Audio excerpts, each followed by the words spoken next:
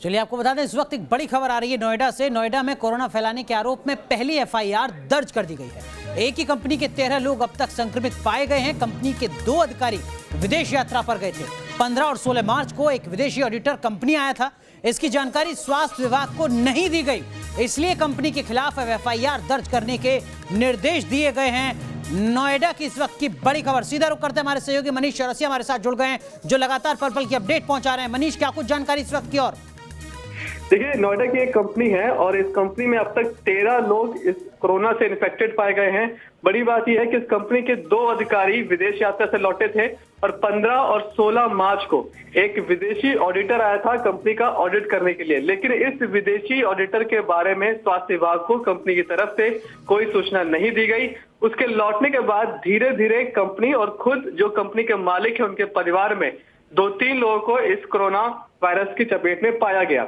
अभी भी कंपनी के कई सारे लोग हैं जिन्हें ट्रैक किया जा रहा है, जिनकी हेल्थ ट्रैक की जा रही है कि कहीं उन्हें भी ये वायरस तो नहीं है। धीरे धीरे पहले उस कंपनी से दो लोगों को हुआ, फिर 1 को हुआ, फिर 3 को हुआ। इस तरह से कुल 13 लोगों को ये इन्फेक्शन हुआ है और इसी वजह से अब कंपनी के खिलाफ एफआईआर दर्ज करने के निर्देश दिए गए हैं। हालांकि इन सबके बीच एक अच्छी खबर से आप ये कह सकते हैं कि अब तक जितने भी 23 मरीज नोएडा में पाए गए हैं, स्वास्थ्य विभाग का दावा है कि उन सभी 23 मरीजों में इन्फेक्शन का सोर्स पता है। मतलब उन्हें पता है कि बीमारी उन्हें कहां से हुई, इन्फेक्शन उन्हें कहां से हुआ। कुल मिलाकर ये पहली एफआईआर दर्ज की जा रही है और दर्शकों को ये समझना होगा, ये अपील भी की गई है प्रशासन की तरफ से कि अगर आपके यहाँ कोई भी विदेश यात्रा से वापस लौटता है, विदेशी नागरिक आता है, तो उसकी जानकारी स्वास्थ्य विभाग को जरूर दे। ये ध्यान रखें कि वो क्वारंटीन के नियमों का पालन कर रहा है या फिर नहीं। बिल्कुल, तो हमारे सहयोगी मनीष चौरसिया इस वक्त की बड़ी खबर साझा कर रहे हैं। आपको बता दें कि नोएडा में एक कंपनी के खिलाफ एफआईआर दर्ज की गई है।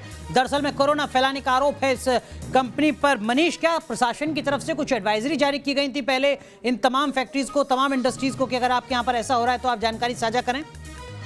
जी बिल्कुल, देखिए, जनवरी के लास्ट से ही ये एडवाइजरी जारी की गई थी कि अगर आप यहाँ से कोई भी विदेश यात्रा से वापस लौटता है तो उसे 14 दिन तक क्वारंटीन रहना होगा।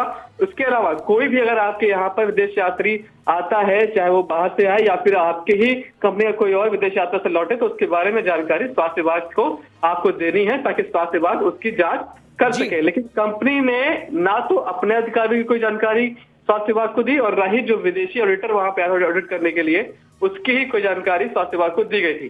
तो यही वजह है कि लगातार वो उसमें फैलता गया और इन्हीं आरोपों पे अब कंपनी के खिलाफ एफआईआर दर्ज की जा रही है। बिल्कुल, तो ये खबर उनके लिए बेहद जरूरी है जो अभी भी कोरोना के संक्रमण के खतरे को, आशंका को छिपा रहे हैं, साझा नहीं कर रहे हैं। अगर जानकारी सामने आएगी तो इसी तरीके से एफआईआर प्रशासन के द्वारा की जाएगी। बहुत बहुत शुक्रिया मनीष आपका जुड़ने के लिए, अहम खबर साझा करने के लिए।